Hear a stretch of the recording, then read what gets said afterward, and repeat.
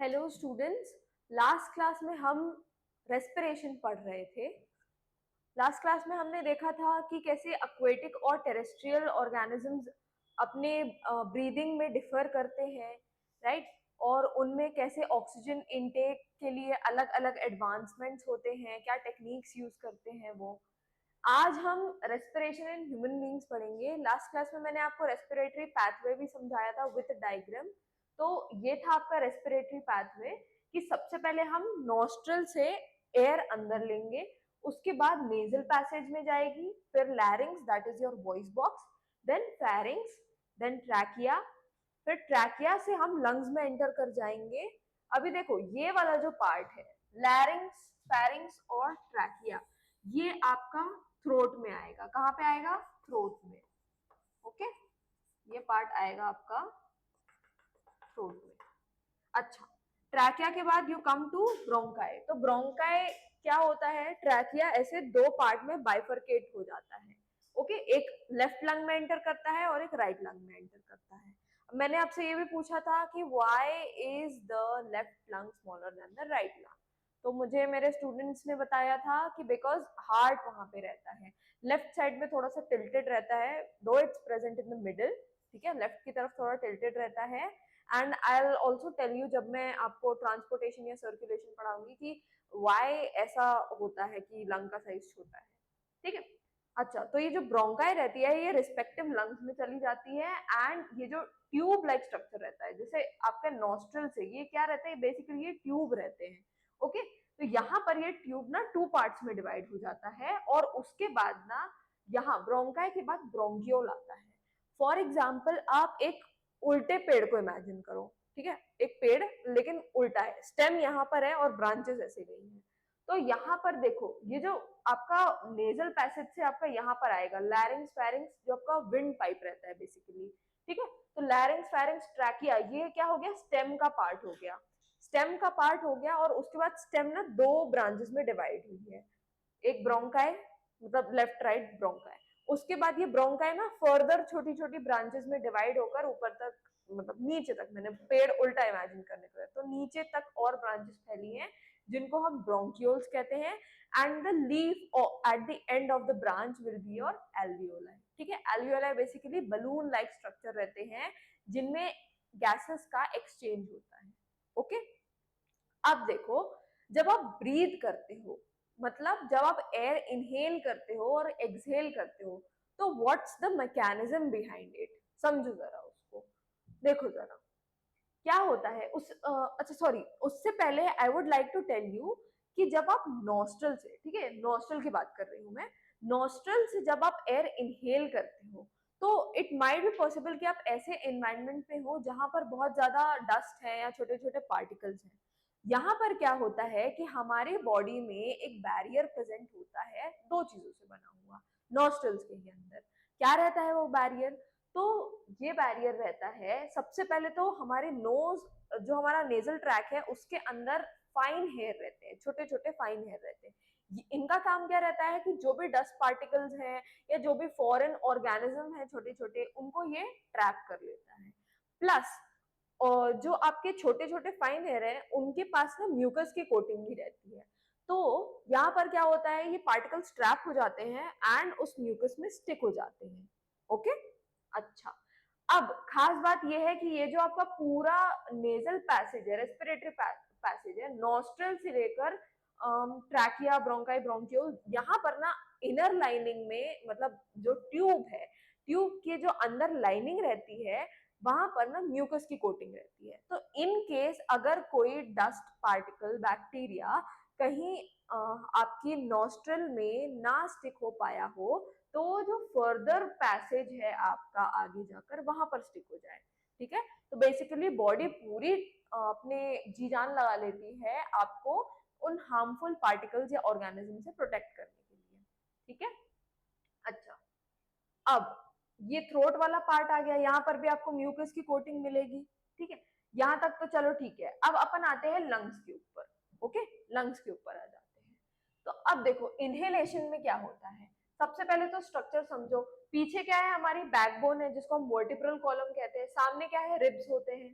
ठीक है, और ये हमारे रिब्स हो गए, ये हमारी बैकबोन हो गई, बीच में हमारे लंग्स आ गए, एंड नीचे क्या है आपका डायफ्राम होता है, ठीक है, साइडवेज में बता रही हूँ। ओके, अच्छा, तो ये मैंने आपके बना दिए हैं रिब्स, इधर पे और इधर पे दो केसेस हैं ये, एक पहला वाला इनहेलेशन का है, दूसरा वाला एक्सहेलेशन का है। ये हो गए आपके वर्टिब्रल कॉलम और ये हो गया ग्रीन कलर का डायफ्राम। ओके, अब देखो, जब आप इनहेल करते हो, ठीक है, इनहेलेशन कैसे होता है तो सुनो जरा, क्या होता है, ये जो रिब्स है ये बाहर की तरफ जाते हैं। ओके, रिब्स क्या है, ये बाहर की तरफ जाते हैं, एंड डायफ्राम जो रहता है वो फ्लैटन आउट होता है, कॉन्ट्रैक्ट करता है। सी डायफ्राम एक्चुअल में ऐसा रहता है, जब आप इनहेल करते हो तो ये डायफ्राम ना कॉन्ट्रैक्ट करके ऐसे छोटा हो जाता है, ठीक है, फ्लैट हो जाता है। अच्छा, रिब्स बाहर की तरफ जा रहे हैं मतलब चेस्ट हमारा राइज करेगा, रिब्स बाहर की तरफ तो हमारा चेस्ट राइज करेगा, मतलब एक तरीके से यहाँ का क्या बन रहा है, ये जो कैविटी का जो वॉल्यूम है ये क्या हो रहा है, बढ़ रहा है, ठीक है। जब इस कैविटी का, लंग कैविटी का वॉल्यूम बढ़ेगा तो एयर ऑटोमेटिकली अंदर आएगी, ठीक है, और एयर क्या, ऑक्सीजन रिच एयर रहेगी, ठीक है। तो ये ऑक्सीजन रिच एयर अंदर कब आएगी, जब आपके रिब्स या आपका जो चेस्ट है it will rise and your diaphragm will contract या फ्लैटन आउट। ये हो गया इनहेलेशन का केस। एक्सहेलेशन में क्या होता है, जब ये रिब्स वापस अपनी नॉर्मल पोजीशन पर आएंगे, ठीक है, व्हेन द रिब्स या chest falls and the diaphragm contract sorry relaxes, ठीक है, ये कॉन्ट्रैक्टेड था, अब ये वापस अपने रिलैक्स पोजीशन में चला गया डायफ्राम। ओके, तो डायफ्राम रिलैक्स पोजीशन में चला गया and the chest has fallen, तो यहाँ पर क्या हो रहा है, कैविटी का वॉल्यूम डिक्रीज हो रहा है, तो this will expel out the air. Okay, अब यहाँ पर क्या होता है, जो भी आपकी बॉडी में CO2 कलेक्टेड रहती है वो यहाँ से बाहर चली जाती है। ओके, ऑक्सीजन कैसे अंदर आता है, जब आप इनहेल करते हो, और ये ऑक्सीजन पिक करके बाकी की बॉडी में सेल्स के द्वारा डिस्ट्रीब्यूट कर दिया जाता है। अब इसको और अच्छे से समझने के लिए कि ऑक्सीजन और कार्बन डाइऑक्साइड का क्या होता है, अपन चलते हैं एल्वियोलाई के अंदर। ये है, ये जो बलून लाइक स्ट्रक्चर आपको दिख रहा है, this is your alveoli, this is a blood capillary connected to the alveoli. अच्छा, और देखो ब्लड कैपिलरी में क्या रहेगा, ब्लड रहेंगे, ओके, और ब्लड में पिगमेंट्स रहते हैं जिनको हम क्या कहते हैं, red blood cells. Okay, cells रहते हैं जिनके पास पिगमेंट रहते हैं, तो ये सेल्स क्या कहलाएंगे, हमारे रेड ब्लड सेल्स कहलाएंगे, ये हमारे ब्लड को रेड कलर प्रोवाइड करते हैं, ठीक है। अच्छा, जब एयर इनटेक हो रही है या एक्सेल, मतलब इनहेल हो रही है या एक्सेल हो रही है, तो देखो एल्वियोलाई में क्या हो रहा है, एल्वियोलाई में ये हो रहा है कि अगर मैंने एयर को इनहेल किया, ठीक है, अगर मैंने एयर इनहेल की, what will happen that this, ये जो एरो दिख रहा है जो ब्लड कैपिलरी की तरफ जा रहा है, ये ऑक्सीजन पास कर देगा via the process of diffusion. Diffusion कहां पर हो रहा है, सिर्फ इस जगह पे। क्यों हो रहा है, तो देखो ये जो एल्वियोलाई की लाइनिंग है ना, ये सिंगल सेल से बनी हुई है, दिख रहा है, देखो एक लेयर है सेल की और वो ऐसे करके गई है। सिमिलरली जो कैपिलरी है वो भी सिंगल सेल की लाइनिंग से बनी हुई है, तो मतलब दोनों लाइनिंग बहुत ज्यादा थिन है, राइट, दोनों लाइनिंग बहुत ज्यादा थिन है, तो इनको एक्सचेंज करने के लिए एक फेवरेबल एनवायरनमेंट मिल रहा है। ओके, अब क्या रहता है कि हर एल्वियोलाई, लंग में जितनी भी एल्वियोलाई हैं, they are provided with a big bunch of capillary. मतलब अगर मेरे पास एक एक बलून लाइक स्ट्रक्चर है, for example this is an alveoli, तो यहाँ पर for example 13 14 I don't know how many number actually, but बहुत सारी ब्लड वेसल्स इस एल्वियोलाई को कवर करके रखेंगी। तो एक तरीके से आपकी एनसीईआरटी में एक लाइन लिखी है कि alveolis are extensively supplied with blood vessels. Okay, तो इसका मतलब ये हो गया। अच्छा, अब क्या होगा, जब एयर अंदर आएगी तो ऑक्सीजन रिच एयर यहाँ कैपिलरी में ऑक्सीजन डिफ्यूज हो जाएगा, एयर यहाँ पर आई, एल्वियोलाई ऐसे बलून की तरह फैल गई। ओके, ऑक्सीजन जो रहेगा वो यहाँ पर आ जाएगा, कहाँ पे, आपके ब्लड के अंदर, और जो बाकी की बॉडी से कार्बन डाइऑक्साइड कलेक्ट होकर आई है यहीं पे, ठीक है, यहीं पे जो कार्बन डाइऑक्साइड कलेक्ट होकर आई है वो बाहर चली जाएगी और उसको आप क्या कर दोगे, एक्सहेल कर दोगे, ठीक है।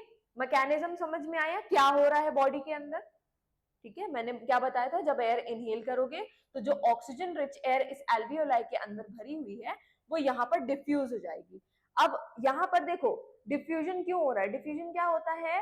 Movement of molecule from region of higher concentration to a region of lower concentration. तो यहाँ पर क्या होएगा, जब आपने इनहेल किया तो ऑक्सीजन यहाँ पर हाई कॉन्सेंट्रेशन में रहेगा, है ना, और यहाँ पर क्या रहेगा, लो कॉन्सेंट्रेशन में रहेगा। यहाँ पर कार्बन डाइऑक्साइड हाई कॉन्सेंट्रेशन में रहेगा, ठीक है। मैंने क्या बोला, oxygen will be in high concentration over here and carbon dioxide will be in high concentration over here, ठीक है। अब सुनो, क्या होता है कि ये हाई कॉन्सेंट्रेशन का रीजन है और ऑक्सीजन के लिए ये लो कॉन्सेंट्रेशन का रीजन है, तो ऑब्वियसली बात है डिफ्यूजन यहाँ से यहाँ होएगा। एंड फॉर कार्बन डाइऑक्साइड ये हाई कॉन्सेंट्रेशन का रीजन है और ये लो, तो डिफ्यूजन कहाँ, यहाँ से यहाँ होगा, ठीक है, ऐसे होता है, ठीक। तो this is what happens inside the lungs, ठीक है, this happens inside the lungs.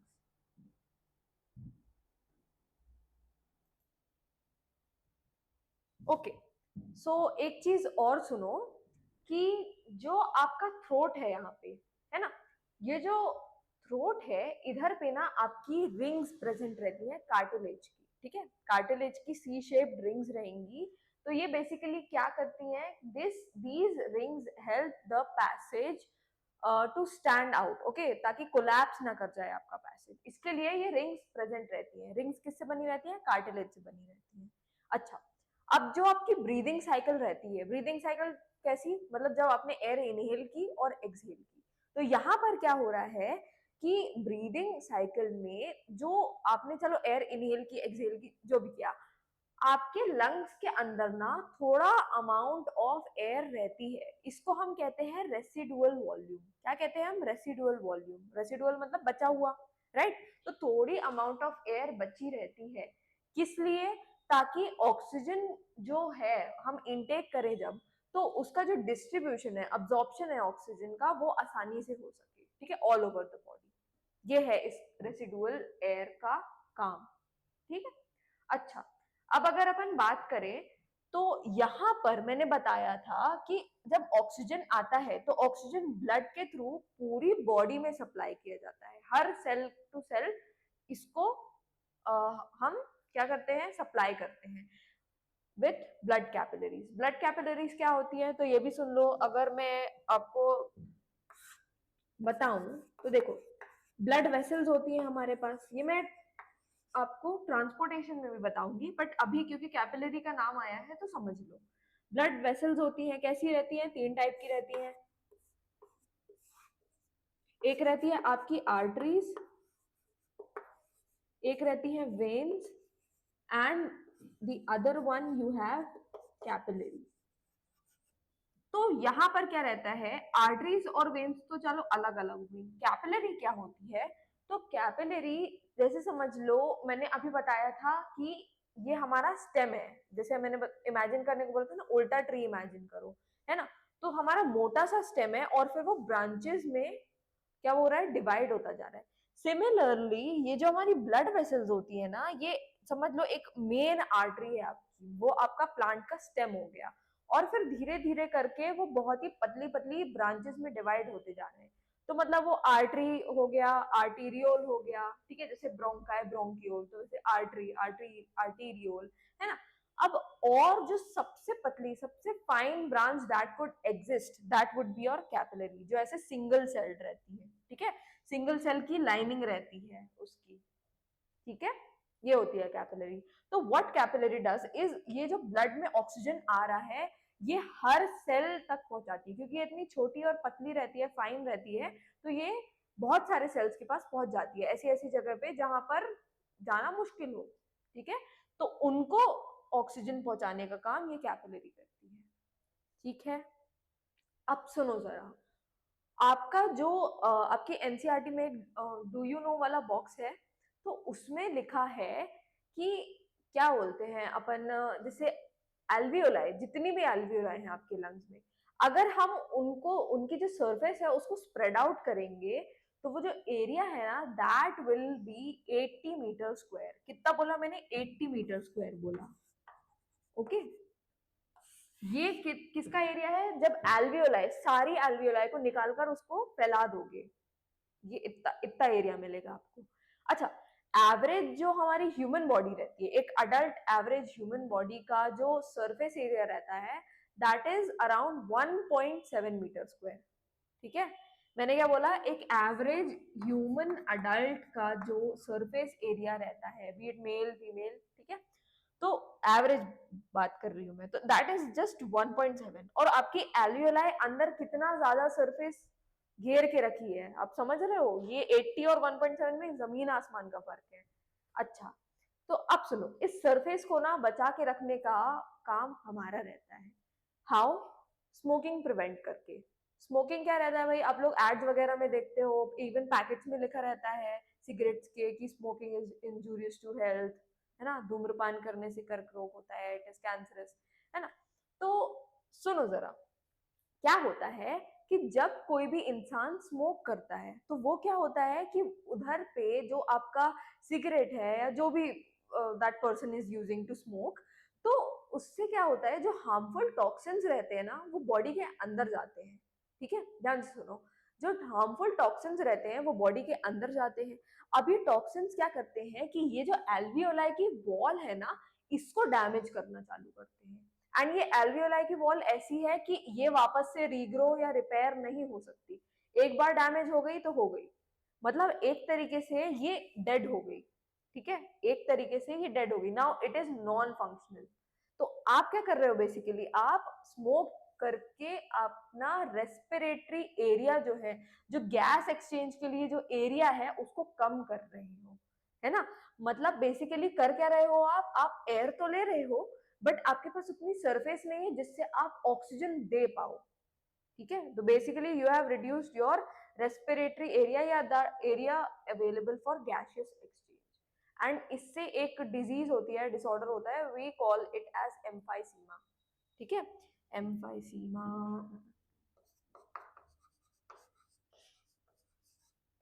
तो यहाँ पर क्या होता है, ये जो एल्वियोलाई की हमारी सरफेस रहती है गैसियस एक्सचेंज के लिए, वो कम होने लगती है।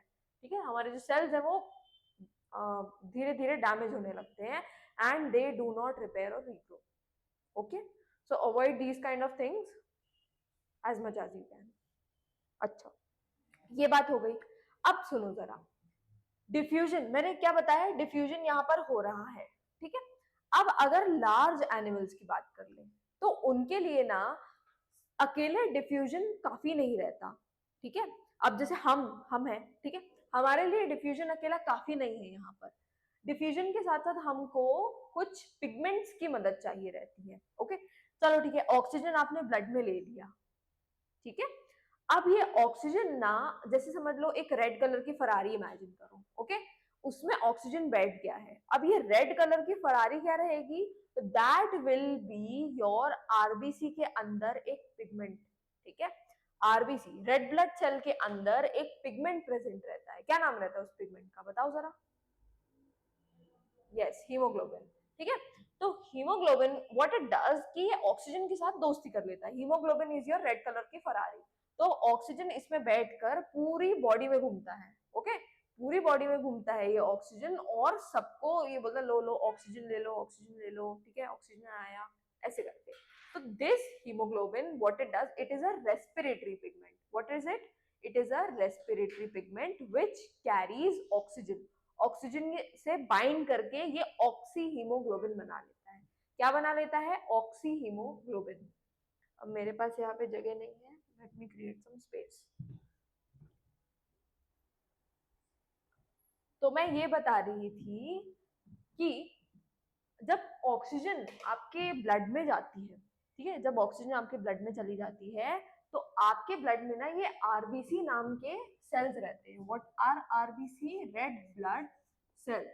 ठीक है, ये आरबीसी ये मूंगफली का दाना नहीं है। Okay, this is like like एकदम आरबीसी ऐसा ही दिखता है।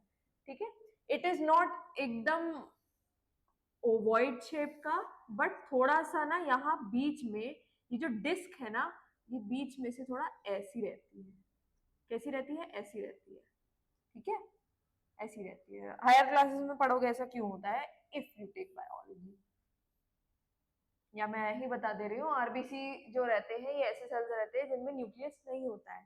तो वो जो न्यूक्लियस की जगह रहती है ना, वहां पे ये पिच का हुआ रहता है। अच्छा, now your RBC carries a pigment which is red in colour, ठीक है, इस पिगमेंट के कारण ही आरबीसी को उसका रेड कलर मिलता है और ब्लड को उसका रेड कलर मिलता है, ठीक है। इस पिगमेंट का नाम क्या है? हीमोग्लोबिन, जिसको ऐसे भी हम डिनोट करते हैं, हीमोग्लोबिन। अब ये हीमोग्लोबिन और ऑक्सीजन ना बहुत अच्छे दोस्त है, ठीक है, बहुत अच्छे दोस्त है, और ऐसे दोस्त रहते हैं जो मतलब साल में एक या दो बार मिलते हैं, लेकिन बहुत अच्छे से मिलते हैं, लेकिन फिर चले जाते हैं, ठीक है। ऐसा नहीं है ये साल में एक या दो बार मिल रहे हैं। But what happens over here कि ऑक्सीजन और हीमोग्लोबिन काफी अच्छी, मैंने बताया था, दोस्ती रखते हैं। एंड हियर व्हाट हैपेंस कि एक पिगमेंट का फॉर्मेशन कर लेते हैं, ऑक्सी हीमोग्लोबिन जिसे हम कहते हैं, ठीक है। We call this pigment as oxyhaemoglobin. और यहाँ पर होता क्या है कि जब ऑक्सीजन इस हीमोग्लोबिन से बाइंड करता है तो ये ऑक्सी हीमोग्लोबिन बना लेता है और इसको बॉडी के हर पार्ट में घुमाता है, वहां वहां जहां पर ऑक्सीजन की कमी है, ठीक है। तो वहां पर ऑक्सीजन को ये कैरी करके उन पार्ट्स में ले जाता है। And what happens over here कि जहां पे ऑक्सीजन की कमी दिख गई वहां पर इनकी दोस्ती टूट जाती है, ठीक है। जो इनका क्या बोलते हैं, ये ऑक्सी हीमोग्लोबिन रहता है जिसमें से ऑक्सीजन अलग हो जाता है and haemoglobin comes back to the blood, ठीक है। हीमोग्लोबिन ब्लड में ही रहता है एंड ऑक्सीजन वहां पर डिफ्यूज होकर चला जाता है। अच्छा, अब हम कार्बन डाइऑक्साइड पे अगर आए तो कार्बन डाइऑक्साइड को ना पिगमेंट की जरूरत नहीं होती है ट्रैवल करने के लिए बॉडी में। कार्बन डाइऑक्साइड ब्लड में ही बह के चला जाता है, ठीक है, ओके। तो ये कैसे ब्लड में ट्रांसपोर्ट होता है? डिजोल्व फॉर्म में, ठीक है। अभी मैं ट्रांसपोर्टेशन बताऊंगी, पढ़ाऊंगी, तो उसमें क्या आपको समझ में आ जाएगा कि डिजोल्व फॉर्म से मेरा मतलब क्या है। तो यहां पर आपका खत्म होता है रेस्पिरेशन वाला topic. Now we will go on to transportation या सर्कुलेशन, ठीक है।